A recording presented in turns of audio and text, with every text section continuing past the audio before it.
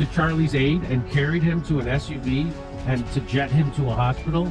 This guy, Mike McCoy, can be seen. Mikey McCoy can be seen walking away in the distance, completely ignorant of whatever it is that's happening to Charlie. They told you it was loyalty. They told you it was grief. But what if I told you it was neither? What if the man the world saw as Charlie Kirk's loyal right hand, his brother in arms, his chief of staff, was hiding something far deeper and far more personal? For weeks, Mikey McCoy said nothing, not a word, not even when the camera zoomed in on his face, not even when the crowd screamed for answers. But when he finally spoke, it wasn't about politics.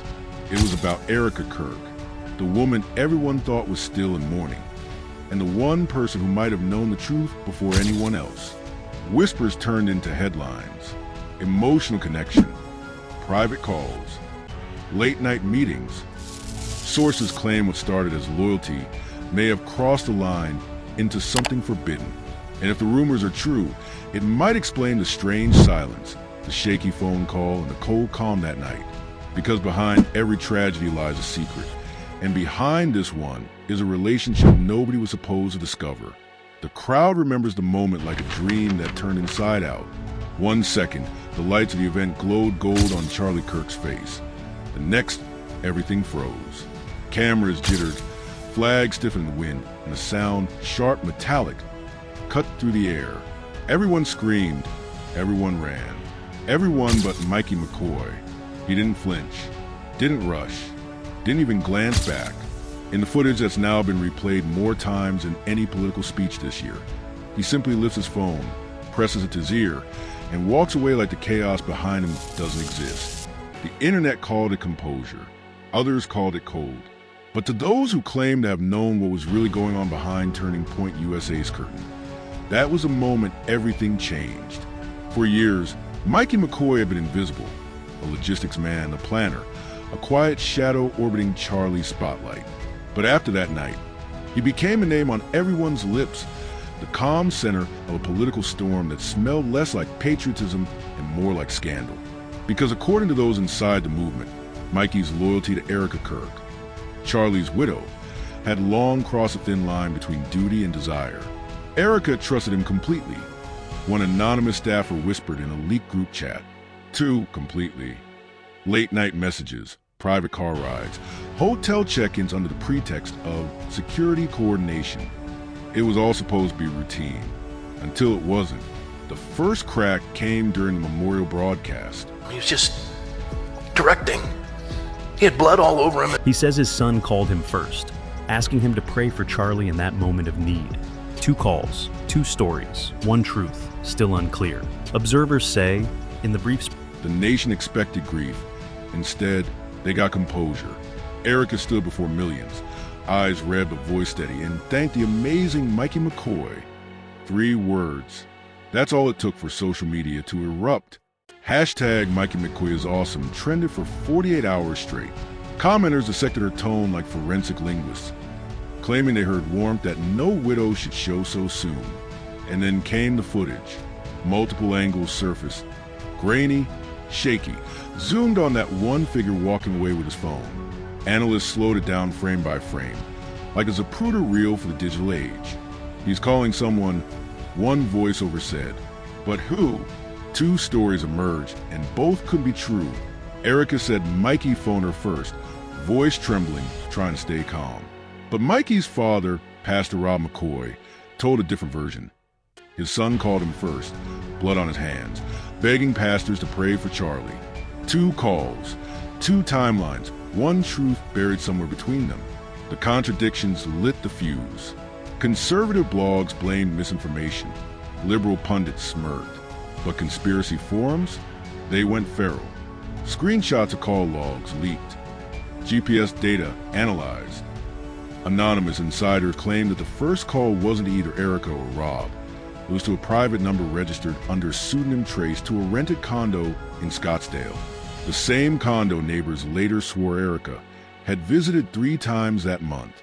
Official investigators released nothing. And in that silence, speculation metastasized into narrative. Every delay looked deliberate. Every absence looked like guilt. Meanwhile, Mikey stayed silent. No interviews, no statements, not even a denial. He posted one black square image on Instagram captioned, "Faith over noise." It backfired instantly. Commenters flooded it with thousands of questions. Who were you calling?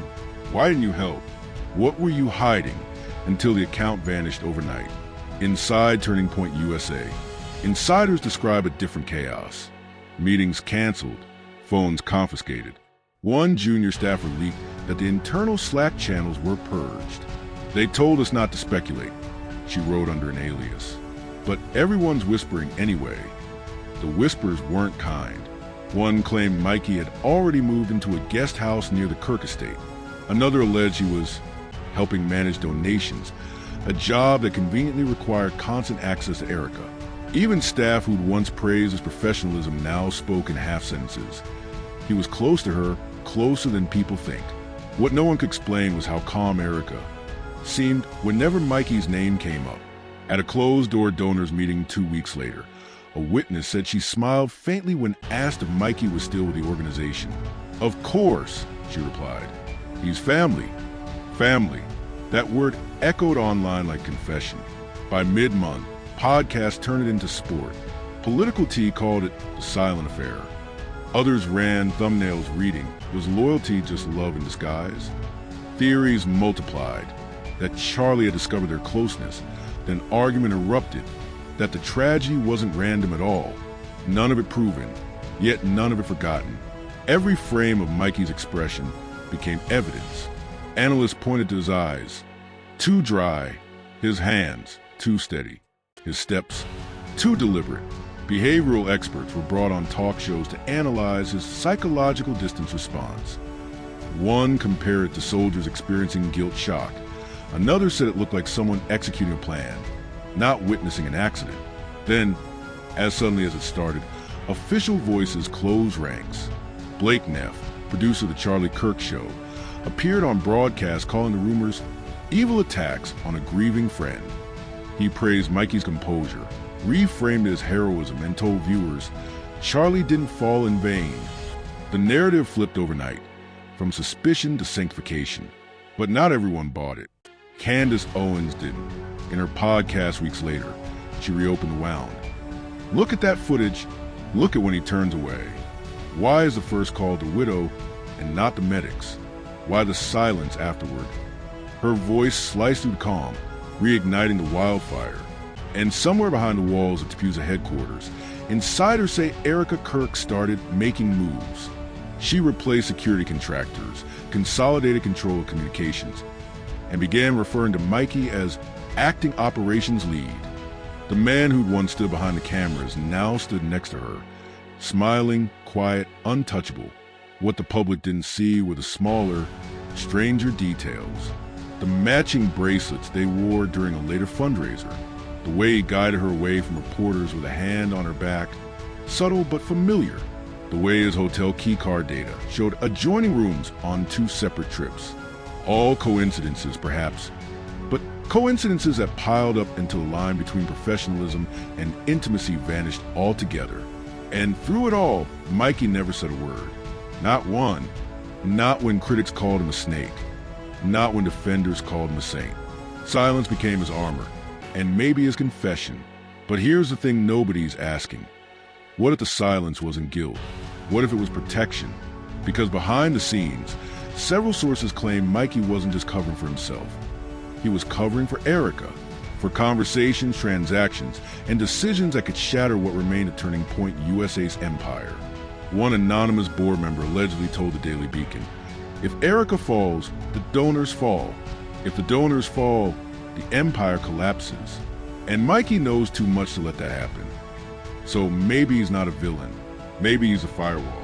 Either way, the truth is buried under loyalty, lust, and a kind of political theater where everyone claps in public and cries in private. And as the world re-watches that same haunting footage, the phone, the turn, the walk away, they're not really seeing a tragedy anymore.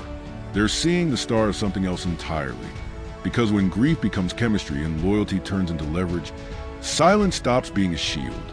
It becomes power. The first whisper started with screenshots, blurry, half-cropped, and suspiciously time-stamped. Anonymous Telegram channels began posting evidence of private messages allegedly between Mikey McCoy and Erika Kirk. The texts were simple, almost too simple, late-night check-ins, heart emojis, half sentences like, "Are you okay?" and "I missed the quiet before everything." None of it was confirmed, but in the internet's court, confirmation doesn't matter. Emotion does. Soon, #EricandMikey started trending on X. Influencers with no connection to politics were making TikToks about the Chief of Staff affair. One clip with 4.7 million views froze the moment Erika looked at Mikey during a memorial live stream and whispered something under her breath. Lip readers filled in the blanks. "I need you." Whether real or imagined, it was enough. Inside Turning Point USA, things began to fracture. Staff loyalty divided like tectonic plates.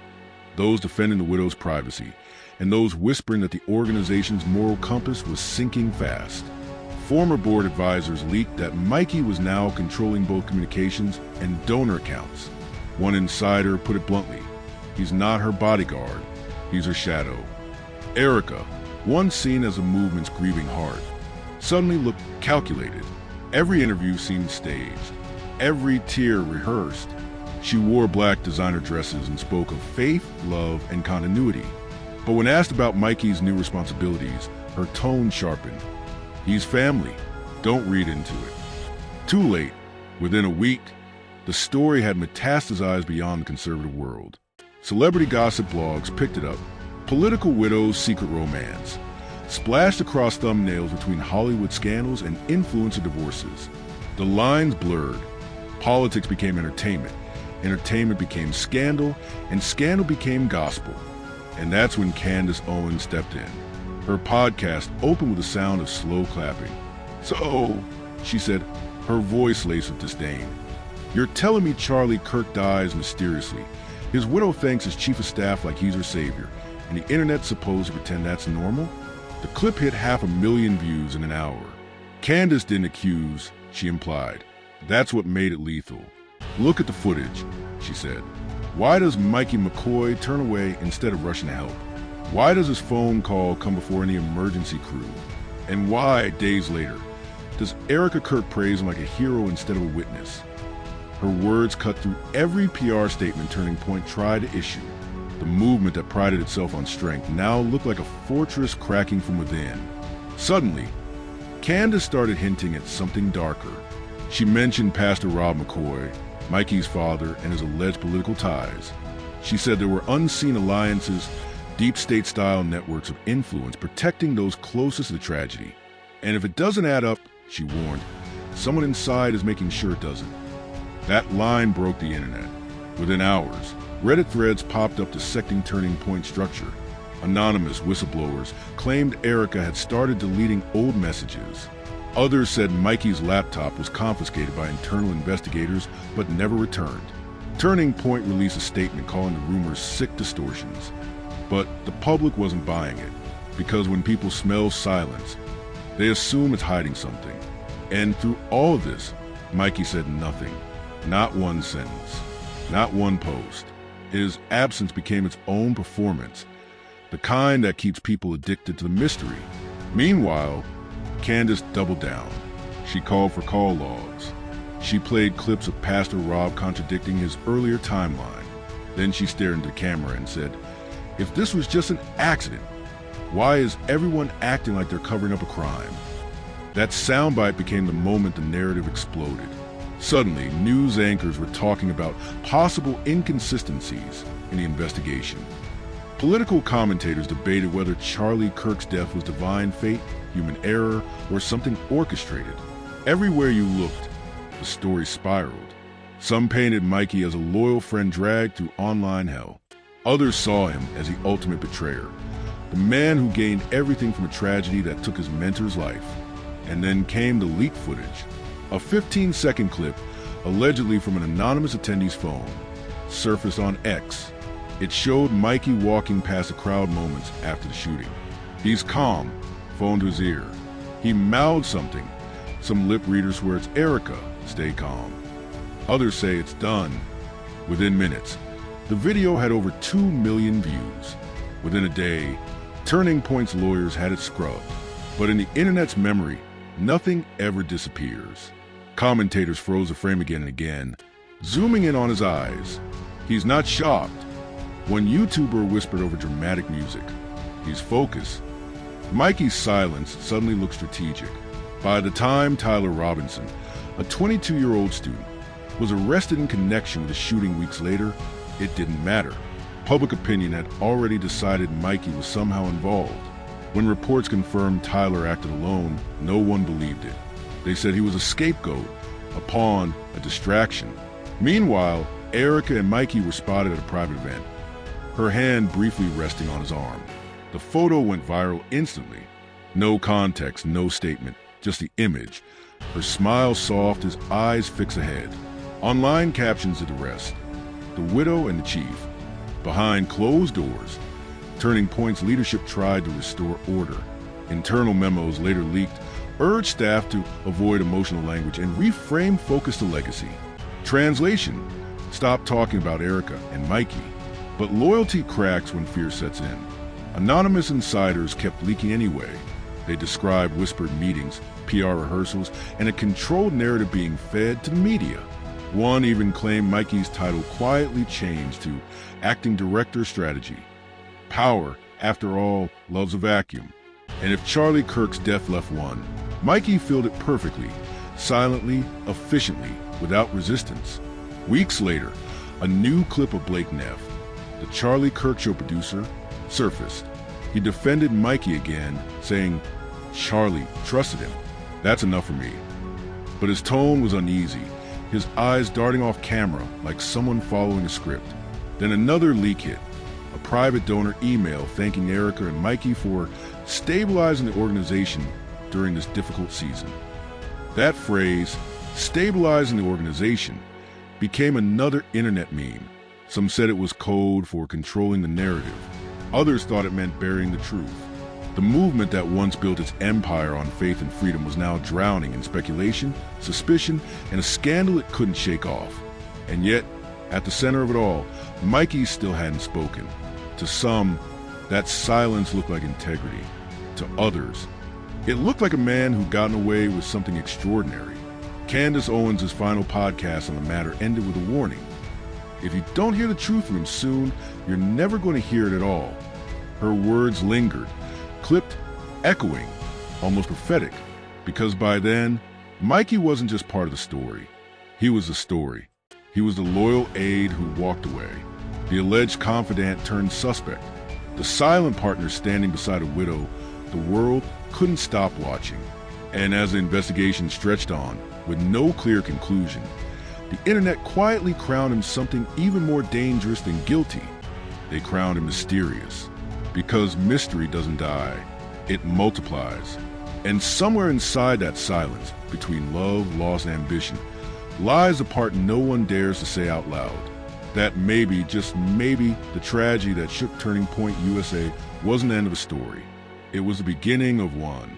Months passed.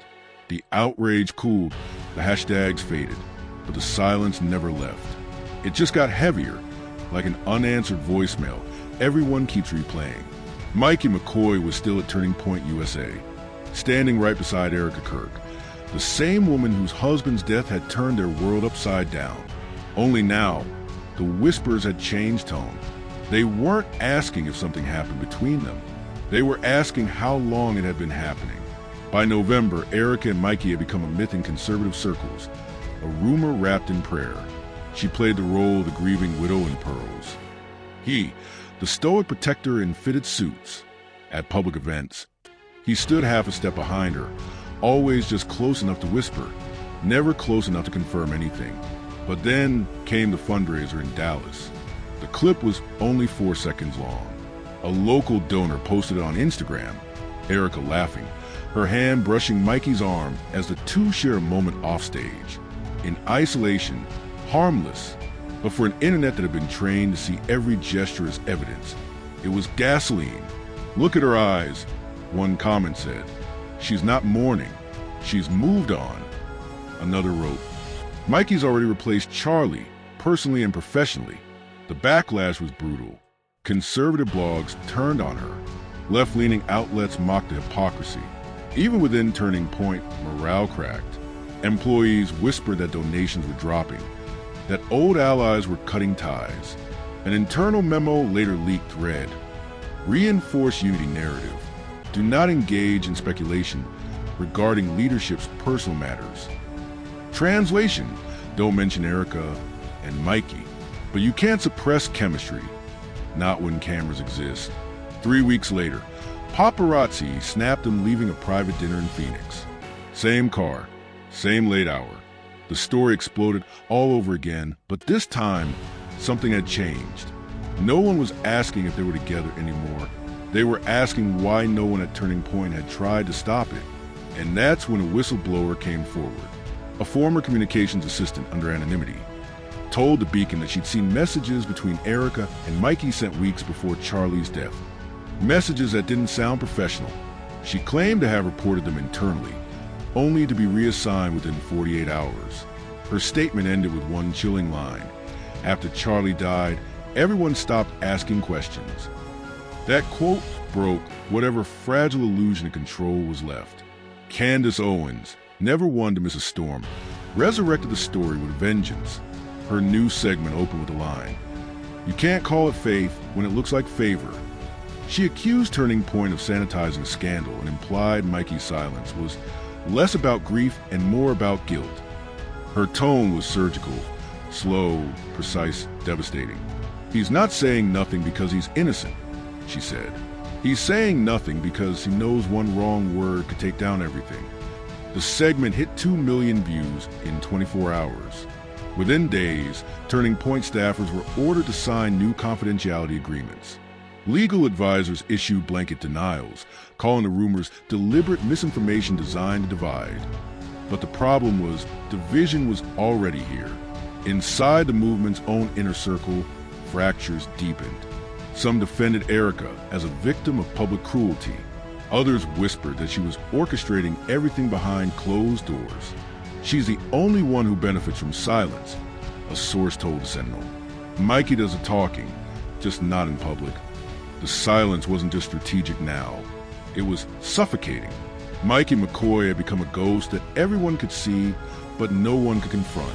His name was scrubbed from media kits. He stopped appearing on live events. Every public mention of him came from someone else, never from himself. To his supporters, that restraint was loyalty. To his critics, it was a power play. Then came the email leak. A chain of internal correspondence surfaced online, showing Erika's private messages to the board. "Mikey and I will handle messaging. Please defer all press to us." Signed with a heart emoji. A heart in a corporate email. The internet didn't forgive that one. Faith, loyalty, and lust. One viral comment read, all in the same inbox. Turning Point went into full lockdown. Spokespeople quit mid-interview. Donors began requesting audits. The empire Charlie Kirk built on conviction was now being held together by denials and NDAs.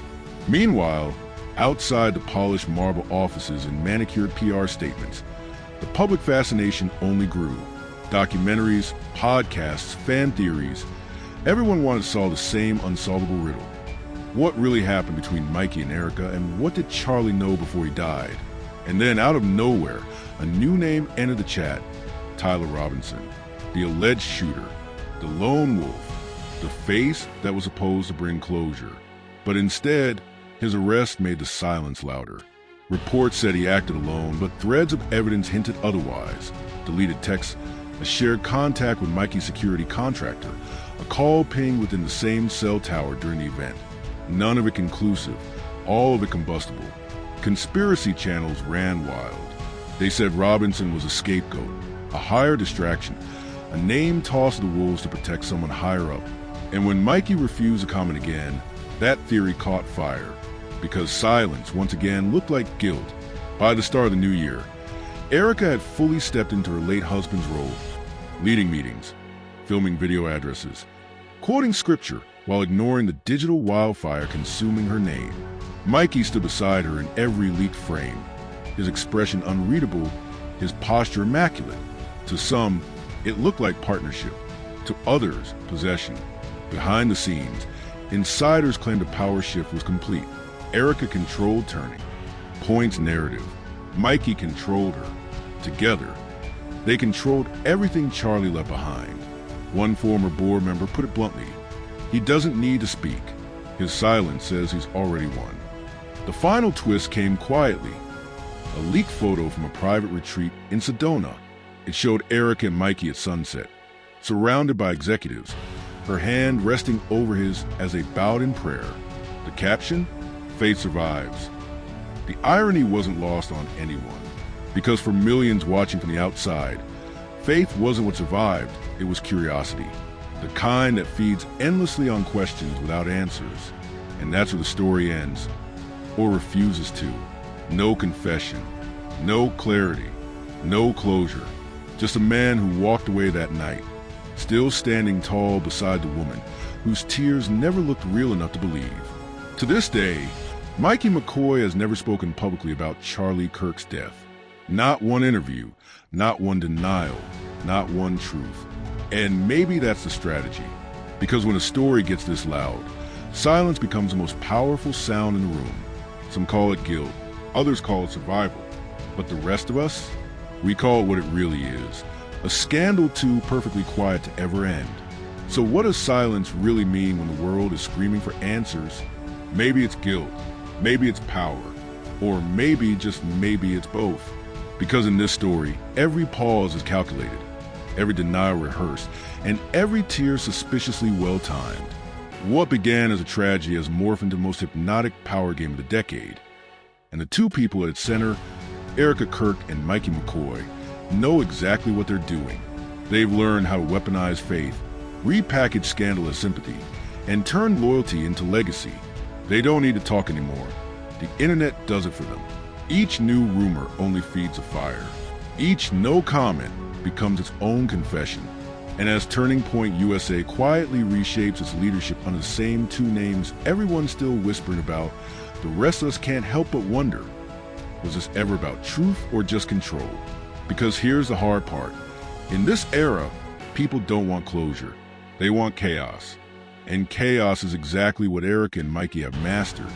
So ask yourself this. When loyalty turns into love, when silence turns into strategy, and when the people who promise faith start selling mystery, what's left to believe in? This story isn't ending. It's just beginning. If you think you've seen everything, think again. Drop your thoughts below, subscribe, and stay locked in, because the next leak might change everything we thought we knew.